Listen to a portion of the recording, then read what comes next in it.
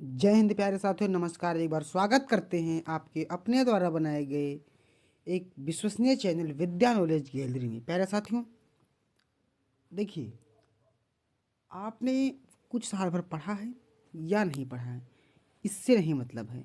Paper time पे आप क्या पढ़ें कि जो करके पढ़ के आप अच्छे रैंक यानी अच्छे नंबर प्राप्त कर सकें। प्यारे साथी, देखिए, क्या पढ़ने से ज़्यादा इम्पॉर्टेंट है कि क्या नहीं पढ़ना है। ठीक, अब देखिए, पढ़ना तो है सब कुछ, लेकिन हमने उसको पढ़ा कहाँ है सर। तो हमने पढ़ा शुद्ध से है नहीं, पूरे 10 में पूरे बस मौज मस्ती में निकल गई। लेकिन अभी भी आपके पास समय है, जो 5 से 7 या 10-15 दिन का गैपिंग है। इस चीज़ को आप समझ लीजिए। देखिए, क्या होगा कब, जिससे आपको ये चीज़ ध्यान देना है कि क्या आपको पढ़ना है पेपर टाइम पे। देखिए, आपकी किताब में बहुत कुछ है, ठीक, हमने उसको पढ़ा नहीं, और जब पढ़ने की बारी आई तो क्या पढ़ लें, कुछ तो कंटेंट होना चाहिए। तो इसीलिए मैं ये वीडियो आपके सामने लॉन्च कर रहा हूँ। इसमें आपको 5 से 10 मिनट के अंदर, 10 मिनट के अंदर पूरे किताब के निचोड़ को मैं देने वाला हूँ। मतलब पूरे किताब के मोस्ट इम्पॉर्टेंट टॉपिक्स, जो कि अब की बार डायरेक्टली सीधा का सीधा बोर्ड परीक्षा में आने वाले हैं, उनसे प्रश्न। ठीक, अब देखिए, मैंने पूरे के पूरे एक चैप्टर से बहुत ज़्यादा उठाया होगा, तो 2 या 3 या 4 टॉपिक्स उठाए ही। टॉपिक्स का मतलब आप कैप्सूल कह सकते हैं, यानी पूरे चैप्टर का मैं, एक चैप्टर का मैं ज़्यादा से ज़्यादा 3 से 4 कैप्सूल दिया हूँ इसमें। अब इसको आपको पढ़ेंगे कैसे, ठीक, उसके लिए भी मैं सोल्यूशन लेकर के आऊँगा। लेकिन उससे पहले आपको एक चीज़ ध्यान देना है यहाँ पे, कि जो मैं इस वक्त बता रहा हूँ, इनको आपको बिल्कुल ही पढ़ लेना है। बहुत ज़्यादा टॉपिक्स नहीं हैं, बहुत ज़्यादा टॉपिक्स नहीं हैं। पूरे किताब से बहुत ज़्यादा होंगे तो 20 से 25 टॉपिक होंगे। और चैप्टर कितने आपके में हैं, 15 चैप्टर हैं, समझ लीजिए 14 चैप्टर होंगे। तो उसी के हिसाब से आपको यहाँ पे मेहनत करनी है। ठीक, अब देखिए, मेहनत हम कर तो रहे हैं, लेकिन आप उससे पहले आप चैनल को भाई शेयर कर दीजिए दम लगा के, ताकि आपको भी मज़ा आए और हमको भी मज़ा आए। चलिए देखते हैं कि पहले चैप्टर का कौन सा टॉपिक है जो हमारे लिए बहुत ही महत्वपूर्ण है। देखिए, अध्याय 1 आपके सामने है कि उत्तल दर्पण द्वारा प्रतिबिंब निर्माण को किरण आरेख सहित समझाइए। ये 5 अंक का है आपका, ठीक है, इसीलिए मैंने इसको रखा है। देखिए, मैंने ज़्यादा से ज़्यादा बड़े अंक वाले क्वेश्चन रखे हैं, छोटे अंक वाले मैंने इसके पहली वाली वीडियो जो हमने पढ़ाई है उसमें सारा का सारा फिनिश कर दिया। 30 प्रश्नों वाली और एक वीडियो आने वाली है, उसमें और जो कुछ बचा कुचा बस 2 ही वीडियो आपको देखनी है मेरी। इसके बाद मेरी भी वीडियो कोई आए तो उसको मत देखना, ठीक। इसका सॉल्यूशन आपको देखना है जो मैं इस वक्त बता रहा हूँ। हालांकि इसके बाद अगर कोई आपको पेपर के प्रति कोई वीडियो आए तो मेरी भी मत देखना, क्योंकि वही दूसरे आपसे विज्ञान फंस जाएगा। हिंदी का रही तो हिंदी भी तैयारी कराएंगे अगर कमेंट करेंगे तो। देखिए, सवाल मतलब दूसरा टॉपिक कहता है उत्तल लेंस से विभिन्न स्थितियों में प्रतिबिंब का वर्णन कीजिए। ये भी 5 अंक का। नंबर तीसरा पॉइंट कहता है, मतलब तीसरी टॉपिक है कि दर्पण सूत्र एवं आवर्धन का व्युत्पन्न लिखिए। ये 4 अंक का या 3 अंक का पूछेंगे। नंबर 4 कहता है निकट दोष व दूरदृष्टि दोष उनके सुधार के उपाय समझाइए। कितने अंक का, 4 अंक का। देखिए, 4 अंक का कब होगा, जब इसे आप कर लेंगे। बहुत बड़ा टॉपिक नहीं है, बहुत बड़ा झंझट नहीं है इसमें, बहुत ही शॉर्ट में समझाया है मैंने, ठीक। आप पहले वाली वीडियो भी देख सकते हैं जो मैंने अभी पढ़ाई है, बहुत बहुत ज़्यादा नहीं, बहुत हुए 10, मतलब 1 दिन हुआ है, उसको आप देख लीजिए। या फिर आपको अगर इसकी सॉल्यूशन चाहिए तो मैं सॉल्यूशन भी दे दूंगा, ठीक। चलिए, इसी तरह अध्याय 2 और 3 में देखते हैं। अध्याय 2 में केवल 2 टॉपिक हैं, अध्याय 3 में 3-4 टॉपिक हैं, 3 टॉपिक हैं। तो अध्याय 2 में कहता है मानव नेत्र की संरचना एवं कार्य का वर्णन कीजिए। 5 अंक का हो जाएगा, ठीक। फिर छठी टॉपिक है कि वायुमंडलीय अपवर्तन क्या है, वायुमंडलीय अपवर्तन क्या है, उदाहरण सहित समझाइए। ये 4 अंक का है।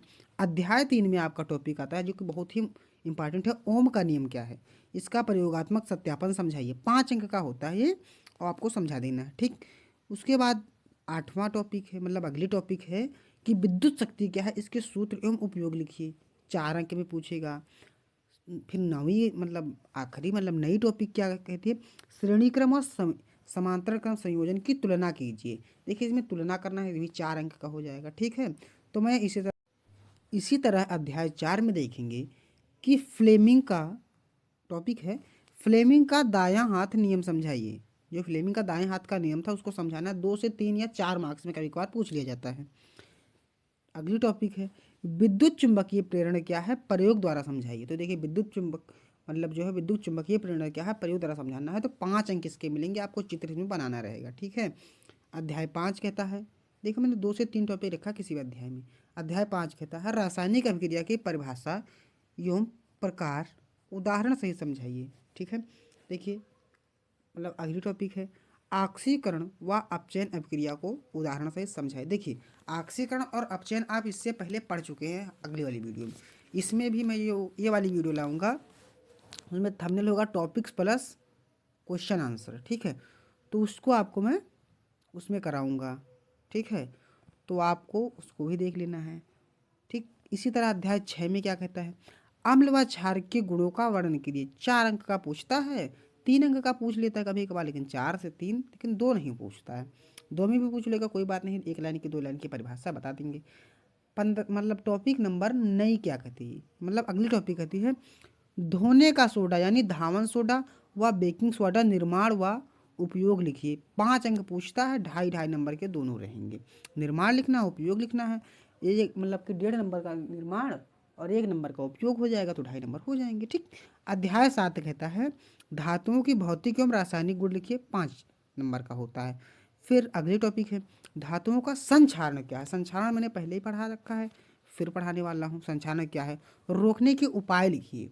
संक्षारण कैसे रुकेगा, इसको रोकने का उपाय लिखिए। बहुत बड़ा टॉपिक नहीं है भाई, लेकिन 4 नंबर का पूछा जाता है, बोर्ड परीक्षा में सीधा सीधा रखे हुए हैं कि ये आना ही आना है सर।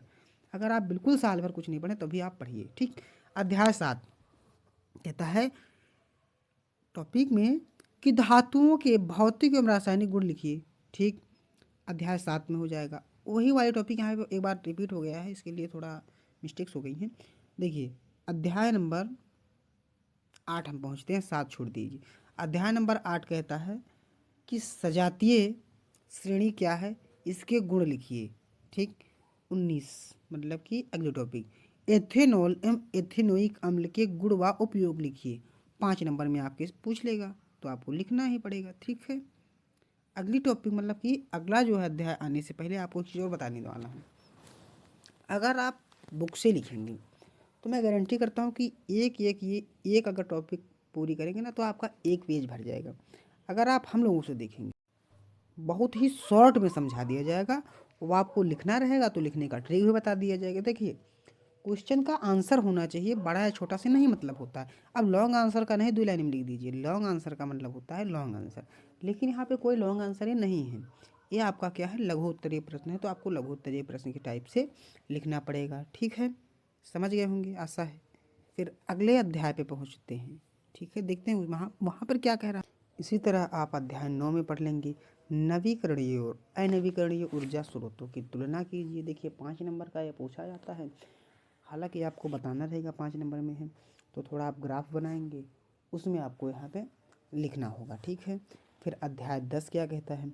देखिए अध्याय 9 में केवल मैंने एक टॉपिक क्यों रखा है, क्योंकि आपने पीछे पढ़ रखा है, जो आपको पढ़ा है वही थोड़ा बहुत पूछा जाएगा, इससे ज़्यादा नहीं पूछा जाएगा। ठीक है, तो अध्याय 9 में केवल एक टॉपिक मैंने रखी है। सोचिए बड़ी बात है, टॉपिक आना ही आना है, इससे अलग नहीं आता है, ये सोशल साइंस में भी आता यही। अध्याय 10 कहता है कि मानव पाचन तंत्र का वर्णन कीजिए। 5 अंक में आता है चित्र सहित, 3 अंक थेरी 2 अंक चित्र का।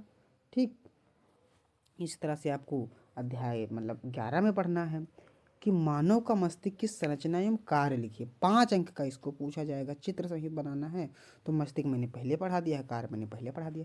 सवाल मतलब टॉपिक नंबर अगली क्या कहती है, अगली टॉपिक कि पादप हार्मोन के नाम व कार्य लिखिए। किसी 3-4 पादप हार्मोन के नाम लिख देना है, कार्य लिख देना है। अध्याय 12 में इसी तरह मानव नर प्रजनन तंत्र का वर्णन करना है, 5 अंक इसमें मिल जाएंगे। और 26 नंबर कहता है कि वनस्पति प्रजनन क्या है, उदाहरण सहित दीजिए। देखिए वनस्पति प्रजनन क्या है, इसको मैं शायद पहले पढ़ा दिया हूँगा या फिर पढ़ाऊँगा। देखिए ये जो इतने टॉपिक मैंने छाट छाट के क्यों लिया है, क्योंकि आपको पता है कि क्या पढ़ने से ज़्यादा है कि क्या नहीं पढ़ना चाहिए। ठीक, तो इसी चीज़ से मैंने बहुत कम किया है, क्योंकि बोर्ड में नंबर आपको उतने ही मिलना है, तो फिर क्यों आप परेशान होते हैं सर। अध्याय 13 कहता है मेंडल का प्रथम नियम समझाइए, 5 नंबर का। फिर दूसरी टॉपिक कहती है लैंगिक व अलैंगिक प्रजनन में अंतर बताइए। अध्याय 14 में इसी तरह खाद्य श्रृंखला या खाद्य जाल का वर्णन कीजिए, 5 नंबर में है, 4 नंबर में इसको। और फिर अगले टॉपिक, जैव विविधता व संचारण क्यों है, जैव विविधता संचारण क्यों आवश्यक है, समझाना है तो 5 अंक इसके मिल जाएंगे। देखिए अब मैं आपको इतनी शॉर्ट इतनी जल्दी क्यों बता दिया, क्योंकि आपको पता है कि हर एक चीज़ें टाइमली हो तो अच्छी है। इसी चीज़ को मैं चाहता अगर, तो आपको क्या करता, आधे घंटे लेके आता बोर्ड पे, डिजिटल बोर्ड पे, खूब कस के उसमें गोद गाद के आपको समझाता। लेकिन आपको एक चीज़ याद रखनी है कि जो चीज़ आपको पेपर में आए उसको अगर कंटेंट ओरिजिनल मिल रहा है तो आप वहाँ से लीजिए। ठीक है, मैंने इतनी शॉर्ट इसलिए कर दिया ताकि आपको समझना चाहिए कि शॉर्ट में ज़्यादा समझ में आएगा। आपको केवल टॉपिक पढ़ना है, उसके बाद लिखाऊंगा मैं जब टॉपिक्स प्लस न्यूमेरिकल वाली सीरीज में, वो कम से कम आपकी आधा घंटे की सीरीज होगी। जैसे मैं पहले वाली एक सीरीज लेकर के आया हूँ, उसी तरह से अगले वाली जो सीरीज है उसमें आपको मैं लेकर के आऊँगा, लाइव प्रूफ सिखाऊंगा। ठीक है।